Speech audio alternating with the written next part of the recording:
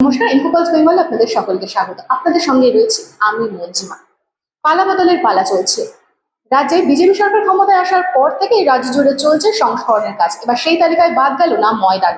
শুক্রবার পরিবেশ দিবস উপলক্ষে ময়দানে উপস্থিত হয়েছিলেন ক্রীড়ামন্ত্রী নিশীথ প্রামাণিক। সেখানে তিনি উপস্থিত হয়ে সেই ময়দানের পরিবেশ সংস্করণের অঙ্গীকার করেছেন।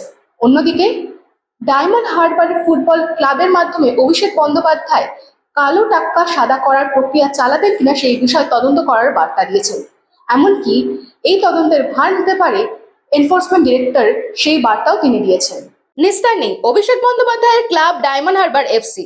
এই ক্লাবের মারফত অভিষেক বন্দ্যোপাধ্যায়ের কালো টাকা সাদা হতো কিনা সেই ব্যাপারটি খতিয়ে দেখা হবে, জানিয়েছেন বর্তমান ক্রীড়ামন্ত্রী নিশীথ প্রামাণিক। ডায়মন্ড হারবার এফসি এবার আই লিগের গন্ডি পেরিয়ে আইএসএল খেলার যোগ্যতা অর্জন করেছে। ডায়মন্ড হারবারের বিরুদ্ধে জোর করে বিধাননগরের একটি মাঠ দখলের অভিযোগ আছে। ডায়মন্ড হারবারের ফুটবলাররা যেভাবে দিনের পর দিন হোটেলে কাটিয়েছেন, হোটেলকে দলের শিবির করেছেন, যেভাবে টিম বাস নিয়ে ঘোরাফেরা করেছেন, তাতে বর্তমান ক্রীড়া মন্ত্রকের ধারণা অভিষেকের 2 নম্বরে টাকাতেই এই বৈভব। Bureau report, Infopulse Bengal.